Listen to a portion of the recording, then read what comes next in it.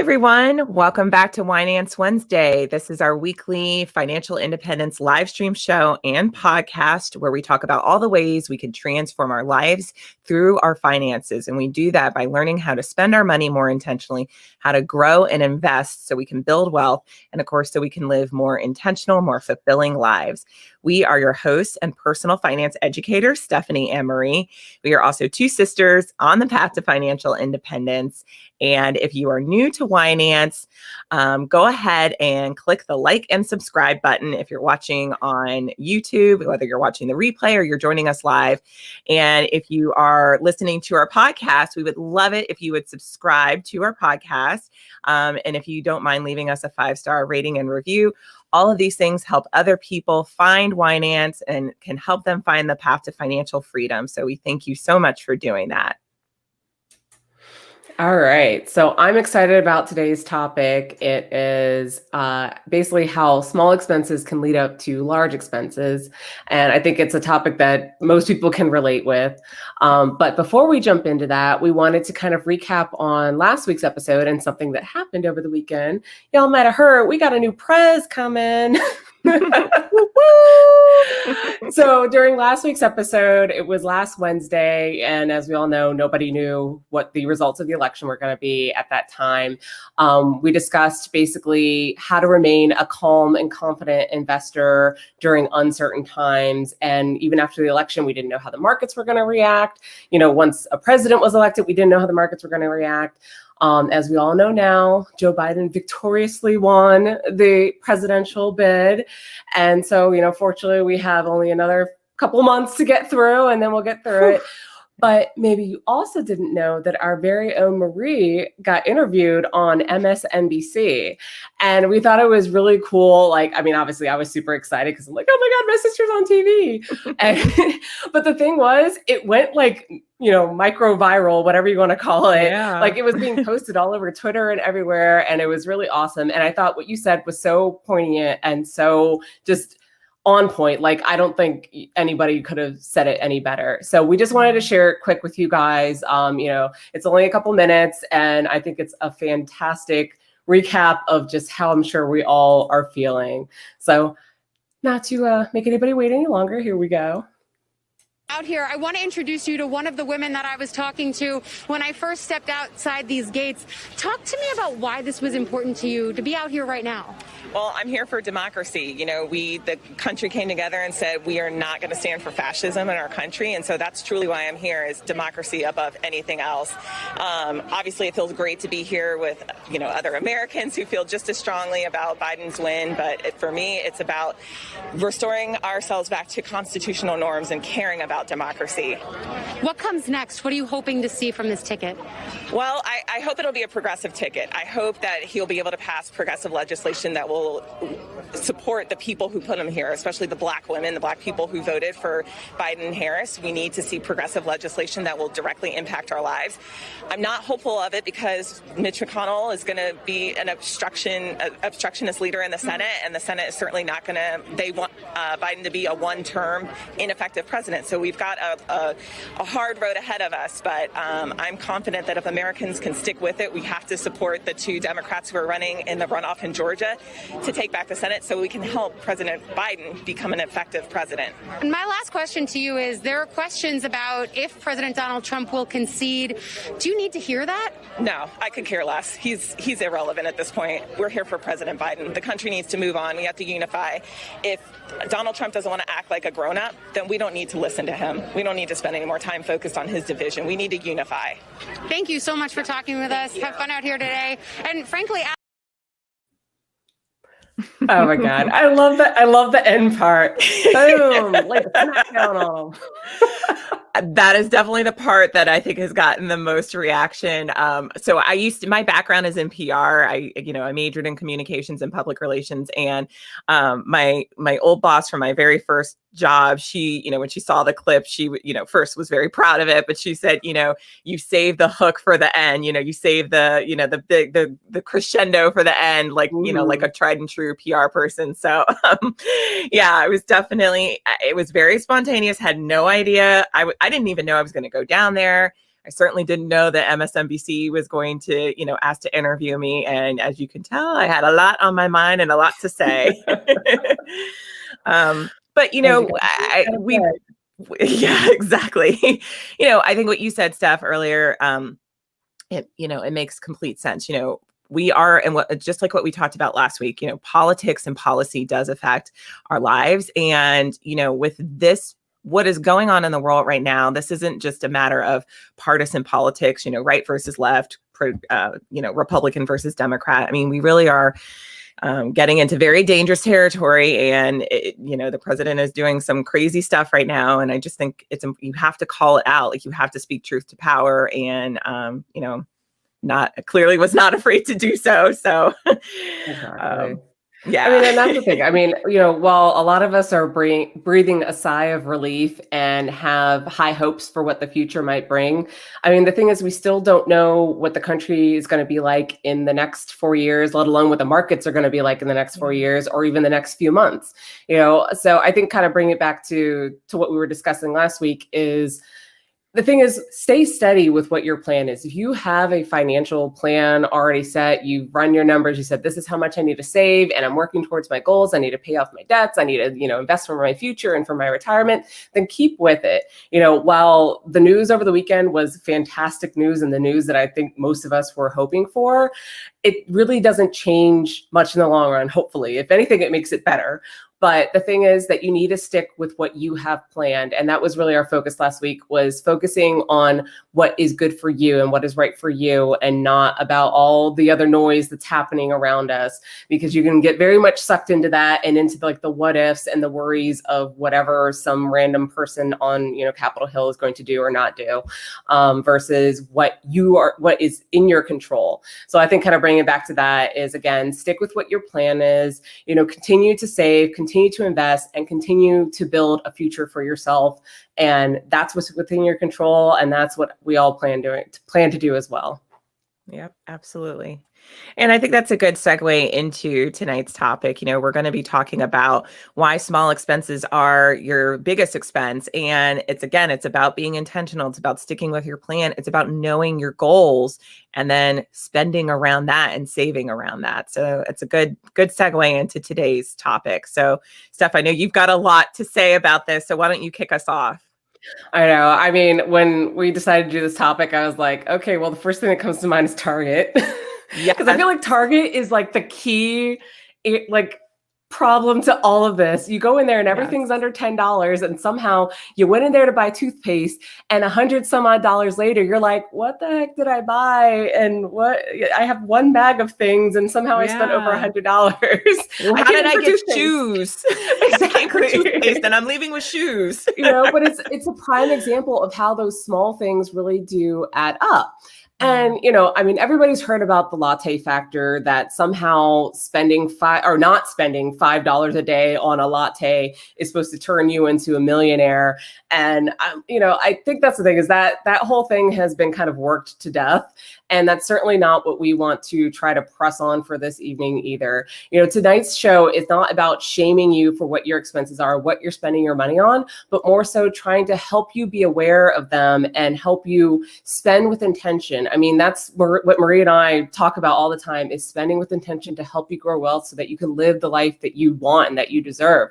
And so it's not that spending $5 a day on a latte is a bad choice. If that's where you want to spend your money and you find value there and it saves you from doing other things that might cost you even more money, then sure, why not? Go ahead and do that.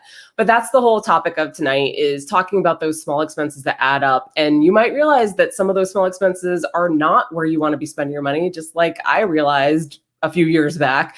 And I'm going to share my numbers with you. So I'm really going to put it all out there for everyone and realize how much we were spending on things that we just should not have been, or that were not bringing me the value that I would have hoped for. You weren't being intentional about it. It was just a spontaneous thing that you were spending money on. Exactly.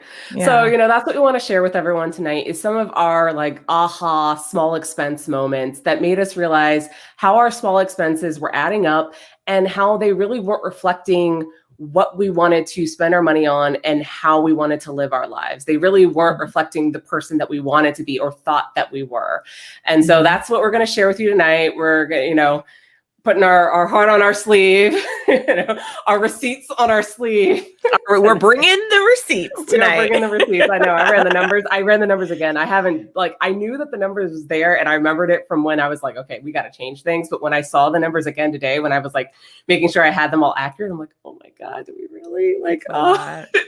Sometimes it's painful looking at that stuff, and it is, but sometimes you got to remind yourself too, It's important. It's an important reminder. It's also important not to shame yourself, especially if you're trying to move past that. You can't stay stuck in the past. You have to move forward. Right. And I feel like that's why I can talk about it today. Like at the time, I would have been like, oh my God, I can't tell anyone I spent that much money on like eating out. But today I can talk about it because I think it's a lesson for other people to be aware of, that these things just add up and they creep up on you and you don't even realize it. Yeah. So starting with that, as I just mentioned, my thing was eating out. And I feel like that's something that everyone says, oh yeah, I eat out way more. I know I should cook at home, or I should bring my lunch with me to work or whatever. But when I ran the numbers, my jaw dropped. And that was probably the turning point for me and my husband, when we were like, okay, we need to change something, because this is insane. Like, we could be living an extravagant life somewhere on this amount of money that we're spending on just like not great food. And so that was the thing, is I still remember running those numbers. So we bought our first house, our townhouse, in 2011, in June of 2011.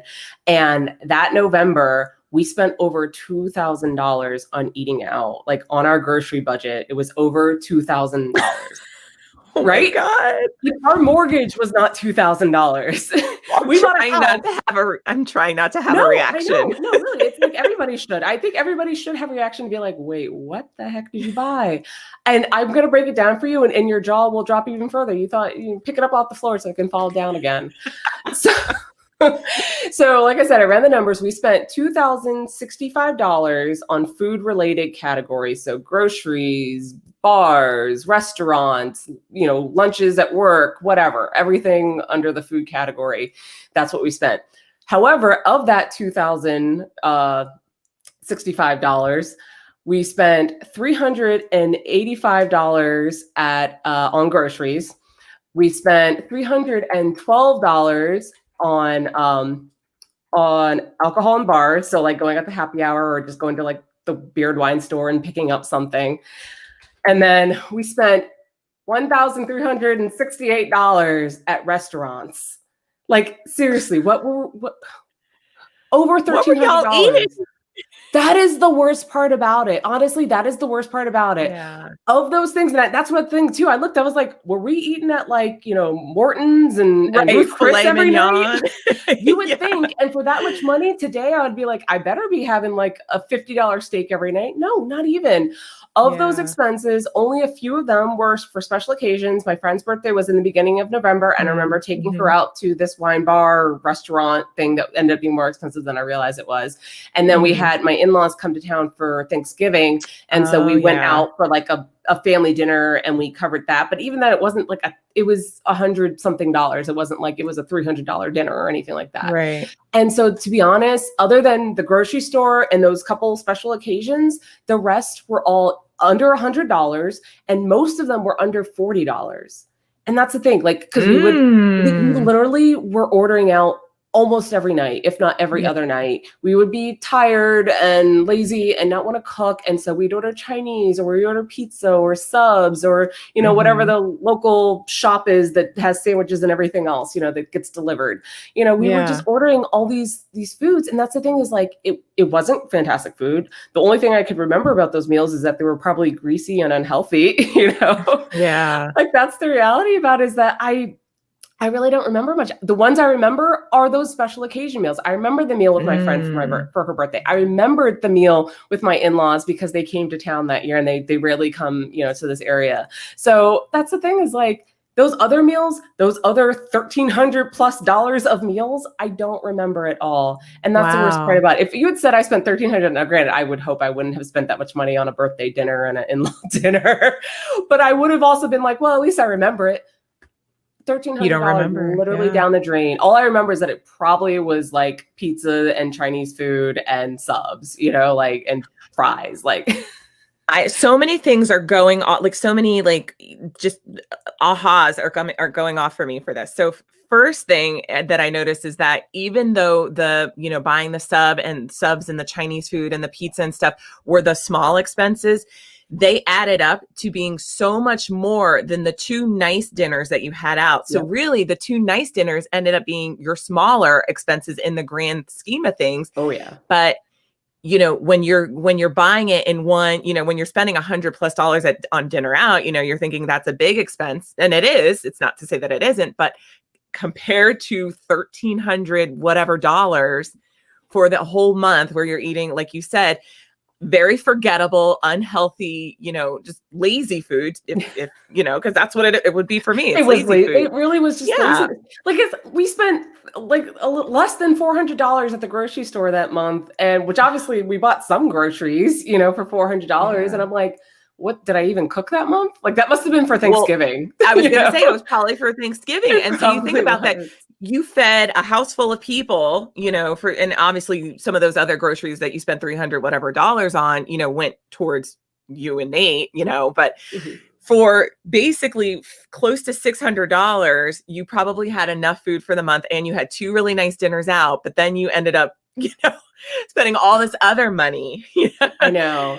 And again, that's the thing is like, again, it's not to shame myself or other people, even though I'm like, I would talk to myself today and be like, Stephanie, what are you doing? Like, stop. It's not helping you in any way. I kind of feel like, do you know the Stefan meme from SNL, the Bill Hader character? He's like, he's like, he puts his hand like that's kind of like when you're telling me this, I like have my hands up by my face.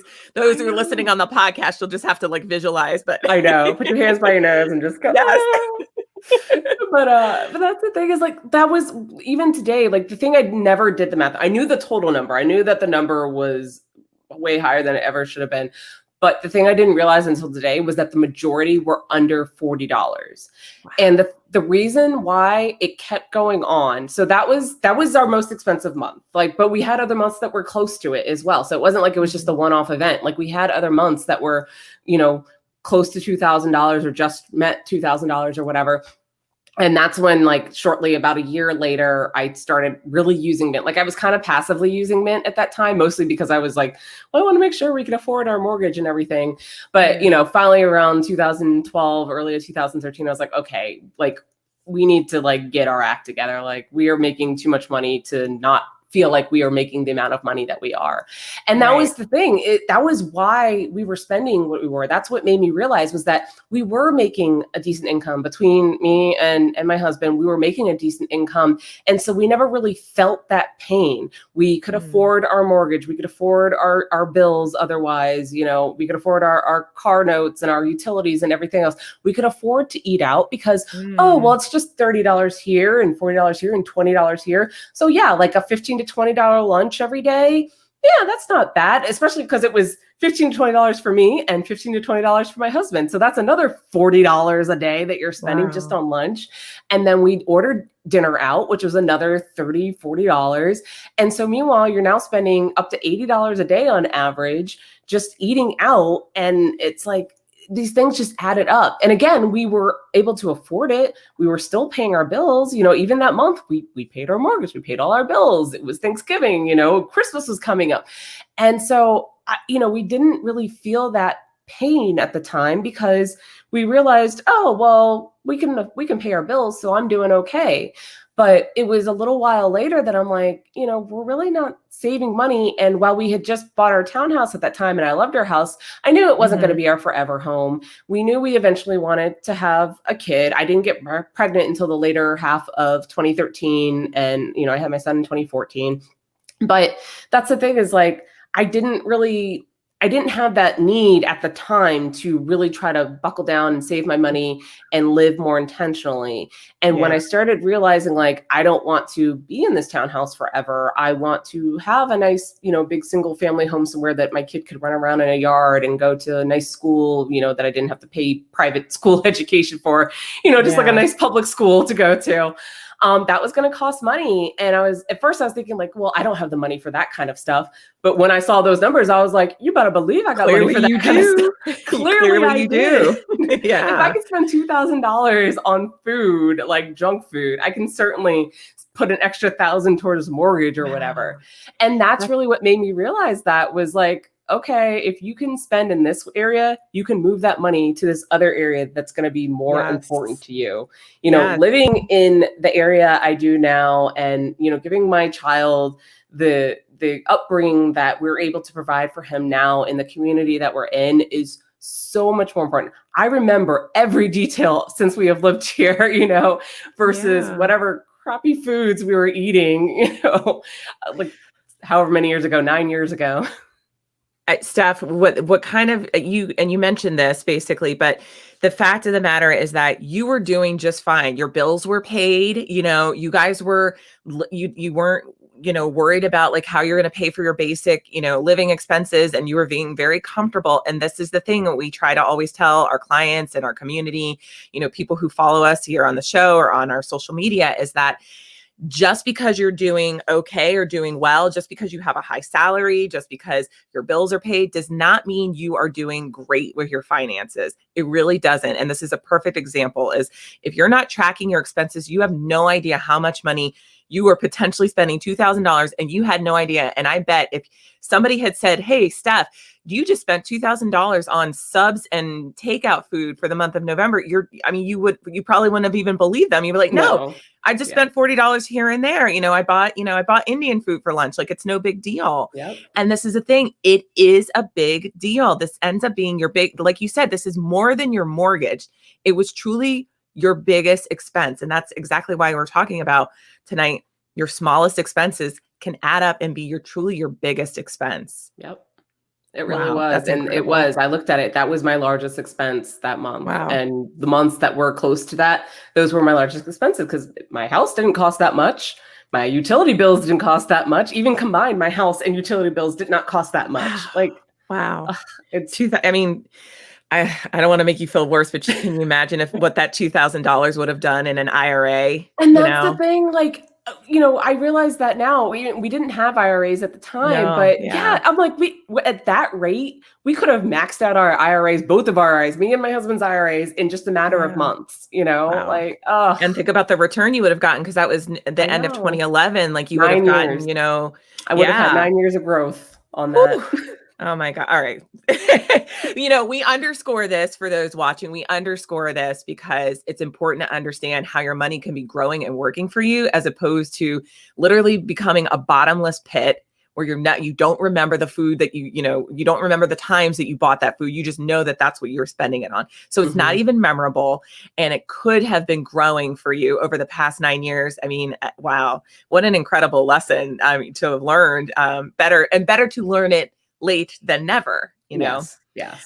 So speaking of lessons learned, so for me, when I was looking at my expenses and trying to identify, where those little expenses started adding up, well, a couple trends kind of popped out at me. In fact, two particular trends. One was spontaneous expenses, and the other one was sales. And so I've talked about before, I am a reformed shopaholic, in my 20s, was it like, 2007 to basically 2013, I was a shopaholic. I had a fashion blog. When I lived in Arlington, Virginia, I lived across the street from Pentagon City Mall. I lived across the street from a Nordstrom Rack. And so it was so easy for me to go shopping. There was a DSW. It was so easy for me to go shopping. And I would go shopping when on a bad day, if I wasn't feeling good. I would go shopping on a good day because I was feeling good. And I would go shopping because I was bored. And what I noticed was that it was the spontaneous expenses. It was the things that I did not plan for that ended up being that would add up to being the biggest expenses. And because I fancied myself a bargain shopper, going to Nordstrom Rack, buying, I was like, okay, well, I'm not going to spend more than $40 on shoes. But if you buy 5 pairs of shoes in a 2-month period and they cost $40 each, that ends up being a lot of money. And then you factor that into all the other unplanned expenses. And, what I also noticed was a huge trend, and you talked about it earlier in the episode, was Target. So and specifically it was the Target end caps, when you're like walking past, especially in the cosmetics stuff. All the cute stuff. It's on clearance, it's on sale. And you think, oh, this candle smells good. I love candles. I'm going to pop that into my car. Oh, this tube of lipstick. Okay. For me, it was nail polish. I would go into like, CVS or Target, and I would buy the sale nail polish, like whatever colors were on sale, because I like, see my nails here. For those listening, you'll just have to, I have black nail polish. I like painting my nails. So, I'm thinking, oh, well, I'm doing good because I'm not buying a manicure. I'm not going out and spending money on a manicure, and I'm buying this nail polish on sale. The thing was, a lot of these colors I don't even like anymore. They were sale colors, so they're being discontinued probably. And it's that kind of stuff that just adds up. And I mean, the many thousands of dollars, all of my discretionary expenses were just going to just stuff that wasn't meaningful and wasn't relevant for me. And I wasn't being intentional with it, just like you said. And, I spent many, many thousands of dollars shopping and buying sale stuff and buying spontaneous stuff that I wasn't planning for, because I didn't have goals for my money. That's really what it came down to, is I didn't have goals for my money. I had one goal for my money. I've talked about this before. I bought my Audi convertible. I saved cash. I bought that lemon of a convertible. I know, that was the worst thing. The thing you saved for and you saved cash for. If you guys don't know, like one of the worst expenses. Truly. So if you don't know the story about the Audi, I'm not going to go through it tonight. You can either go to our Instagram page and you can find, it was one of our earlier episodes of Winenance Wednesday, and also on our blog on winancefi.com. I have a blog about, I think it's 6 lessons I wish I had learned in my 20s about money. And so I talk about my convertible there, but yeah, it's those trips to Target. It's the trips to the grocery store. It's the trips to the mall that really tripped me up. And another Find aisle, the Aldi. And I still buy things from the Aldi's Find aisle. We'll talk about this a little bit later in the episode, but don't let that Aldi's Find aisle get you, because the stuff looks really cute and it's really inexpensive, and you can justify buying almost anything. But do you actually need it? Is it going to actually bring you value? Also, is it quality? Even just going back to what you were talking about your food budget that month, stuff. The quality of the food you were eating wasn't good quality, and it wasn't memorable. That is going to stick with me. What you said about that is really going to stay with me. And I think the same thing about, the shoes I was buying, the nail polish that I was buying, the stuff, when I lived in Philly and you and I would, you'd come up on the weekends and we go, shopping on, was it on 13th Street, down in the neighborhood, and, just like the little things that I would pick up here and there. I don't even know where that stuff is. Where are they today? I have no idea. I don't know where it is. But I know if that money had been in an IRA, it would be making money for me right now. And I'd be that much closer to, my FIRE goals. So, oh man. I know. But, I feel like that's kind of the thing that we have to remember, is that it's not about the amount, but it's about the why. It's not the fact that I spent $20 on lunch, or, we ate out and spent $40 on dinner, or that you bought nail polish, or whatever thing, kitchen gadget that the Aldi's Fine aisle had. But the thing is the why, was it intentional? Did you really say, I have this event coming up and I want my nails to look nice because it makes me feel special and it makes me feel good. And it's worth it to spend this $3 or this $5 on this nail polish to have my hands look good or my nails look good. Or, you were doing a lot of PR at the time, and so you were kind of in a public situation for your job a lot at that time. And so maybe it was more important for your physical appearance to look a certain way. Definitely. So that $5 on nail polish at the end aisle was worth it to you. The thing is, I can look back and say that not a single one of those meals, other than those special occasion meals, the meal for my friend's birthday and when my in-laws came to town, none of those other meals were important to me or intentional. Those are the only meals that, and literally when I saw those, I was like, oh yeah, that was, so-and-so's birthday. And oh yeah, that's when my in-laws came. Like I knew exactly. 9 years later, the moment I saw those expenses and those transactions, I knew exactly what they were. And those were meals that I had thought about over the past 9 years. Like, oh, that was so nice that we went there, and this and that. But The other ones, they were not intentional. It was just, it was honestly pure laziness. We could have easily bought food. The thing is, I like to cook. I know how to cook. I'm a good cook. At least I think I am. No one's complaining yet. Well, and not only that, but like your food that you cook at home probably tastes a heck of a lot better than, some of that takeout that you're getting. I started go ahead. No, go ahead. You go ahead. Well, I was just going to say something that came to mind is this year I started making, pizzas at home. I've done it off and on, throughout the years, but I really started doing it more and more. I love making, the stuff, prosciutto, goat cheese, arugula pizza with a balsamic glaze on it. That pizza is so freaking good to me. I don't even like, my husband gets like DiGiorno's, for like, nights when we don't want to cook. And every time I eat that DiGiorno, I'm like, oh, like it's nowhere near as good as like my pizza. And I get all the ingredients at Aldi's, and I should actually calculate like how much it ends up costing. I know it's less than delivery. I know because delivery is at minimum $20 for a pizza. Plus tip. Plus tip, because you're never getting just a pizza. You're getting, whatever poppers. Gotta make it worth a while. Yeah. Yeah. And my pizza that I make at home is a million times better. I make a barbecue chicken pizza. I make a buffalo chicken pizza my husband loves. Those pizzas are so much more memorable to me and delicious. And just like, I enjoy them so much more than the stuff that I get, takeout. Yeah. And I mean, again, that's not to say that you can't, like, we order dinner out every so often, even though like now my son has started to like shame us on it. He's like, why did we order out? We should have made food. And I'm like, you're right, we should have, but I was really tired. And that's okay too. It's okay to do that. It's just, it is okay because there are some, exactly. It's intentional. There are some days where it makes more sense. Like, frequently on Winenance Wednesdays, I'll get so busy with like work during the day. And then by the end, I'm like trying to do stuff before we start, recording here. And I'm like, what, either if we don't have a frozen pizza in the freezer, we might have to like, just order out.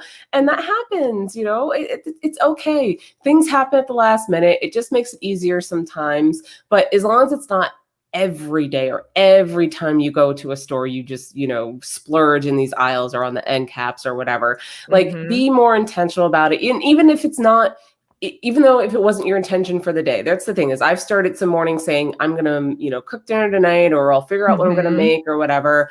And then by the time the end of the day comes, something happens and I'm like, I just can't today. Like, yeah, it happens, we're not saying you have to be perfect, but making those more of the exception than the rule will save you in the long run. And that was the problem, is that those weren't the exception for us. It was every day. Like I didn't see how many transactions I had. Once I saw the number, the total number, and that the majority, like 90% of the, expenses for that month were under $40, I was like, I can't even see how many times we did this.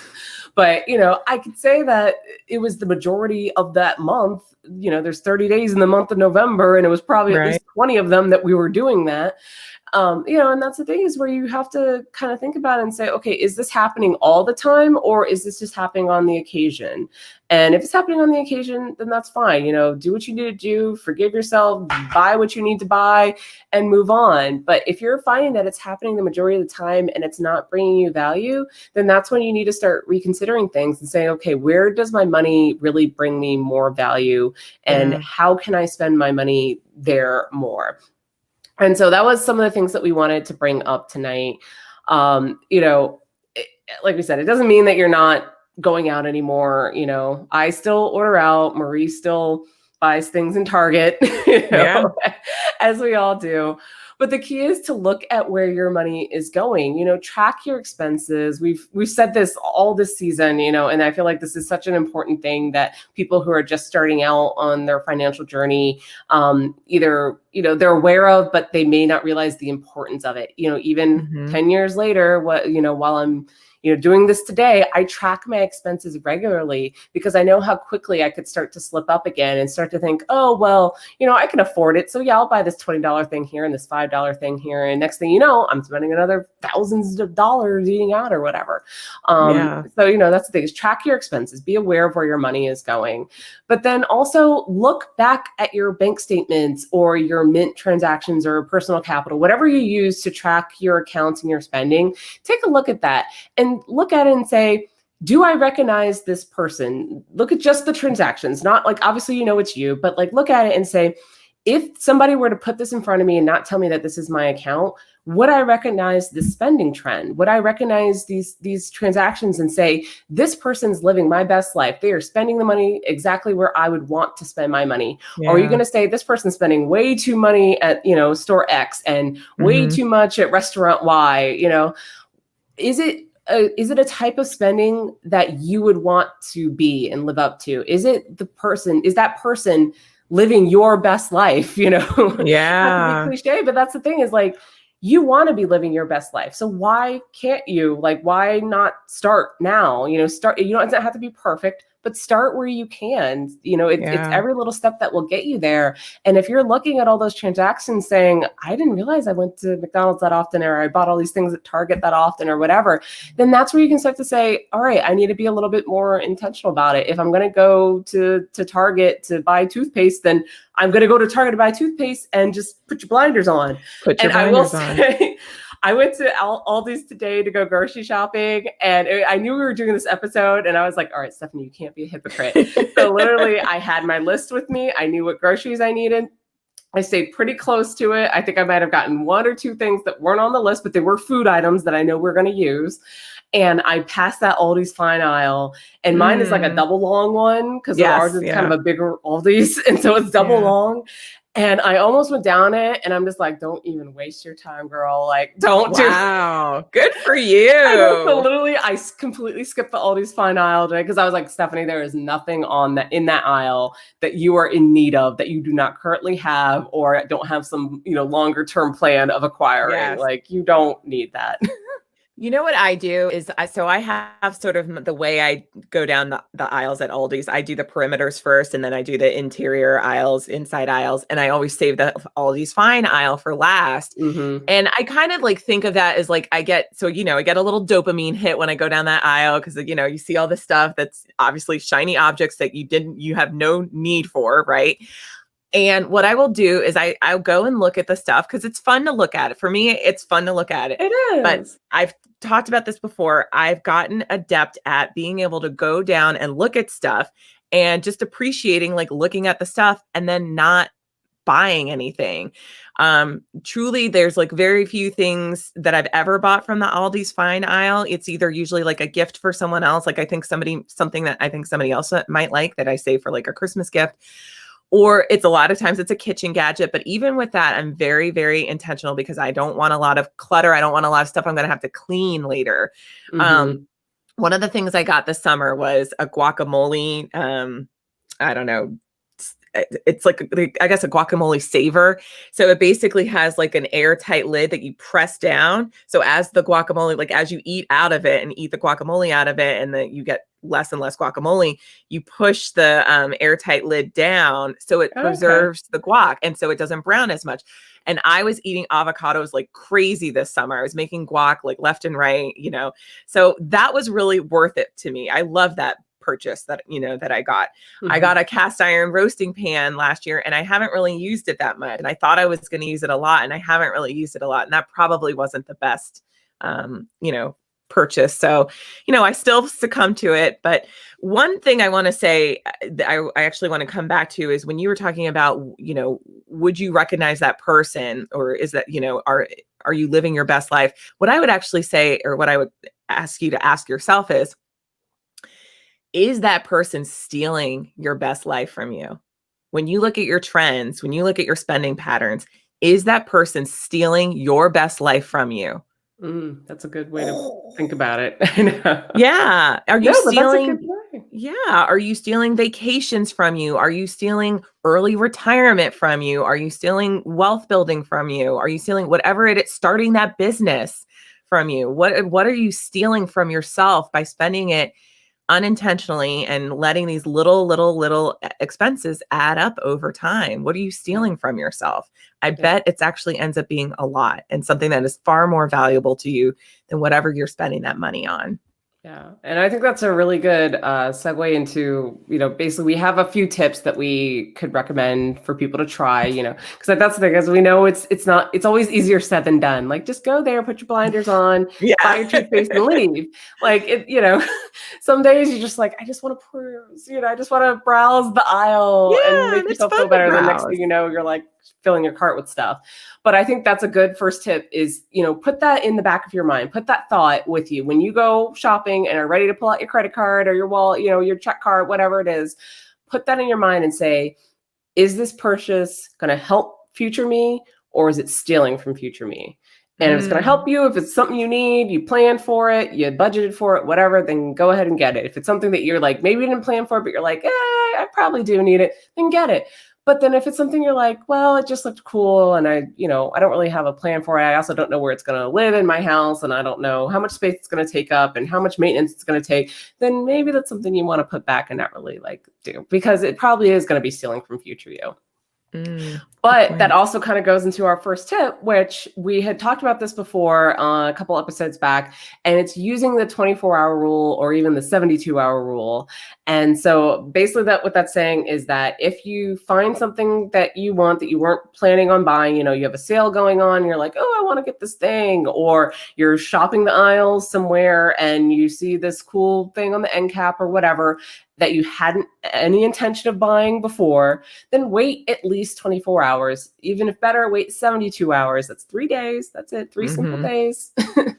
And, then realize like, hey, is that something that's still in your mind? Are you still thinking about it? Is it still bringing you the enjoyment from when you were in the store? Is it worth even driving back to the store or going online and entering your credit card information or whatever? Is it worth it? And if it's not, then just let it go. If it's something that you've been holding on to and thinking about, day after day after day, then maybe that is something that will bring you enjoyment and will bring you value. And then maybe determine if like now is the time to get it, or if that's something you can budget for in the future. So that's something I had started to do a couple years ago, was basically a wants list. And when those items would come up, I would put them on my wants list. And half the items on my wants list, like, I don't even think about anymore. Yeah, that's a good point. Like, have a list like on your phone, like in your notes app or something, are these the things I want? And then you can always come back to it. Do I still really want this or not? I love that idea. Yeah. And then the next thing is make a list when you go shopping. So this is something that's an oldie but a goodie. Like, everybody says this, but honestly, it's so true. And it's what helps me so much. One, because I don't have to keep track of everything I was supposed to get at the store, because there's no way I would remember. And short of just literally going down every single aisle, like I wouldn't even remember, and I probably would still forget things. So it's always good to just have a list when you go to the grocery store or to Target or whatever. If you're going to a store for a purpose, and it's more than just like pick up prescription or pick up, toothpaste or whatever. Like, if you're going to a store for a purpose where you need to buy multiple things, have a list. And that's going to help you stick to that list. And if it's not on the list, then just keep walking. And again, if it's something else that you see that's not on the list, put it on that 24-hour list or that 72-hour list or whatever. I think that's one of the things where, like today, I had my grocery list. I knew exactly what I needed to get. And everything that I needed, I got on there. And like I said, I think there was maybe only 2 things that weren't on the list. And I was like, okay, yeah, I think we'll use this. And it was certainly not enough that I'm feeling resentful about it or anything. Right. So, just stick with that good old adage of make a list and stick to it. That's right. I really like the next tip, which is, just because you can afford it, you can afford to buy it, doesn't mean that you should buy it. And, I talked about this earlier in the episode. It's, a lot of people think that just because like your bills are paid and just because you have a discretionary income that you should be buying all this stuff. And then, this stuff is going to make you happy and that it's going to somehow elevate your life. And I think if you really took a look at your expenses, if you really sat down, like opened up Mint or opened up, your bank statement or whatever the case is, and you looked at where you're spending your money, well, is it representing your values? And does it actually have meaning to you? And just because you can afford it, just because I could afford all the, that little nail polish or a pair of shoes when I go to Target, or, the roasting pan at Aldi's or something, doesn't necessarily mean that it's going to bring me value. And, I think like there are going to be things that you're going to buy. You truly are going to think, I'm going to use this and this is going to be really helpful for me. And then you end up not using it. And that's okay too. But just be thoughtful about it. And just remember that just because it's on sale, just because you have the money in your account, just because you have, even if you've budgeted for a discretionary, frivolous stuff that comes up, which is great to do, but just because you've budgeted for it doesn't necessarily mean that that's the thing you should buy. I love, your previous tip stuff about having a wants list and putting that on your phone or something so you can always come back to it and decide at a later date if it's something you truly want. All right. So the next thing I would say is stop before you say yes. And that goes more into kind of the activities and events type of thing. So, a friend says, hey, let's go out to dinner, or, let's go to happy hour, or there's this, event coming up where you have to buy tickets for, and, it's going to cost money to have to attend and participate in. Then, not to say that you have to say no, but just stop and think before you immediately say yes. Because I know I'm the type of person that if my friends or my coworkers are like, hey, Stephanie, we're going to happy hour, I'm like, oh yeah, I'm going. Go. Yeah. It's always a good time. But it's also like, again, like you said, is this benefiting future Stephanie and future, Stephanie's family? Like, is this going to really bring me any benefit? And, with quarantine, luckily, a lot of that was cut down, forcefully cut down because nobody was doing happy hour outside of their house. Yeah. But that's also the thing is just because you are, your friends want to go to happy hour or go out to dinner doesn't mean you have to actually go out. Host a happy hour at your house, host a dinner at your house. I guarantee it's going to be a ton of cheaper. You can do a potluck, everybody can bring a bottle of wine, whatever it is, with quarantine and whatnot, we're doing our Zoom happy hours. I know we all saved a ton of money on that. Our alcohol budget might have gone up a little bit, but it's cheaper to buy that bottle of wine for home purchase than to go out to a restaurant and order a bottle of wine. Oh my gosh. We all by know the glass that. is such a con. I know, it really is. Oh, don't even get started on that. But that's the thing is there's other ways to still have those events and still have those experiences without spending so much money. So just stop and think and say, is there another option that you could do that would save you and your friends money? Is it really a necessary thing? Is it something that you're going to remember, 1 year, 5 years, 10 years from now? Or are you just kind of going through the motions of like, oh yeah, so-and-so asked me to go out to dinner, go out to happy hour. Well, we usually have a good time. So yeah, I'll go. Are you just kind of doing it because you're bored, or is it because it's something you actually want to do? And, again, they're going to come up. It's not going to be the last happy hour. It's not going to be the last dinner, Save it for the special occasions. Again, those nice birthday dinners, save it for that. Or, when you finally do escape from quarantine and we can all be out in public again with everyone, then, save it for that. But until then, keep it with your small group and do something at your house or do a virtual hangout, a virtual happy hour. Believe me, those are still just as much fun. And, again, future you will thank you. You know what? I can't wait until quarantine coronavirus is over, because that is something I want to do. Is I want to get together with my girlfriends and I want to go have drinks and have a nice dinner out. But that's going to be a really memorable meal for me. And that's something like I keep thinking about, and I can't wait for it. And I'm going to plan for it. And that's going to be such a great night and so much fun. And it's going to be something intentional. It's going to bring me so much value because I've been waiting and waiting and waiting for it. And I'm looking so forward to it, as opposed to just a random night out at a random restaurant that I probably don't even want to go to, or, happy hour food that you don't really want to eat anyway. So, that's a really good example of that. Yeah. And then our last tip for tonight, which kind of goes in again to the whole eating thing, because this is where a ton of our money goes to. A lot of those small expenses come down to food. They really do. Plan your meals out. And this is something I started doing a couple years back as well. And it's helped me so much because so frequently, and the reason that we were ordering out so much is because it was that whole conversation of, well, what do you feel like tonight? I don't know what I feel like tonight. Well, what do we have in the fridge? Oh, well, everything's frozen. Oh, okay. Well, then, I don't feel like whipping up some, made up on the spot recipe. Let's just order out. Let's order pizza. Let's order Chinese, whatever. If you plan your meals for the week, and again, not to say that you have to meal prep. If you meal prep, that's awesome. Kudos to you. Even I can't get behind meal prep all the time. Sometimes I try to, but other times I'm like, ugh, I don't have the effort. But planning your meals is literally just saying, on Monday, we're going to have spaghetti. On Tuesday, we're having tacos. On Wednesday, we're having fish. Like whatever it is, just plan out your meal. And then one that helps you make sure that you have the food available to you. So when you go grocery shopping, you know exactly what groceries you need for that week, or the upcoming weeks.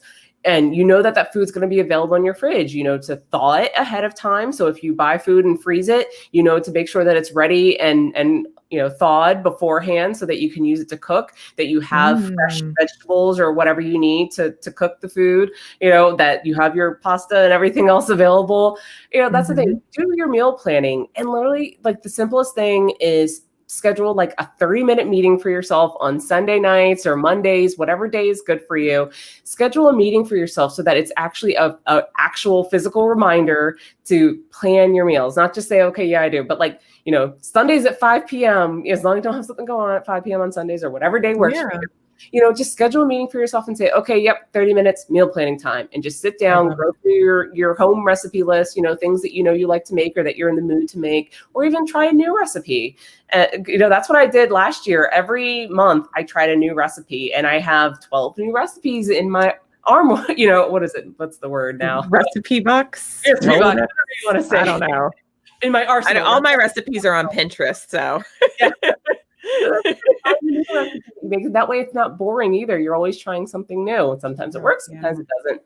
But planning your meals out ahead also really helps you from, just overspending, eating out all the time, buying things at the grocery store that you had no intention of buying and just goes to waste or rots or whatever ahead of time. Just work on that, because it's literally one of the simplest things that you can do. Absolutely.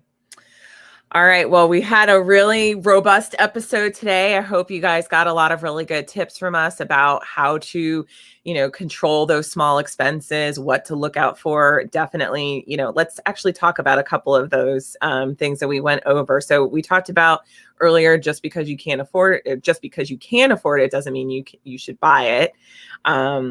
Let's see. We talked about watch out for that spontaneous spending and sale expenses. So that's definitely one that gets me all the time. So next time you go to Target or anywhere else that you're going, watch out. Just because, if it's not on your list, really think hard about it. And just because it's on sale doesn't mean you should be buying it.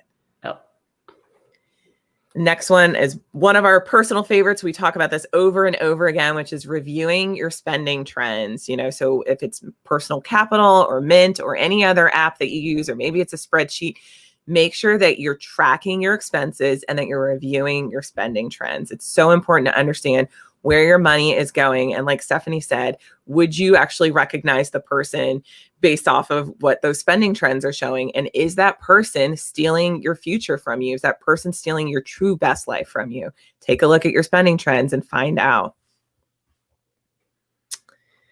All right. And then the last one is be intentional and make sure that your spending reflects your goals. And I feel like that really relates to basically everything that we've talked about today. Our whole mission. Exactly. We're always talking about spending intentionally, because when you're spending intentionally, that means that your money is going where you really want it to and where it's going to bring you the most value. We're never going to tell you that you need to sit at home and, decrease your bills to the lowest possible and not go out and not have fun. Winenance is all about having fun. We are always going to have our wine, Yes.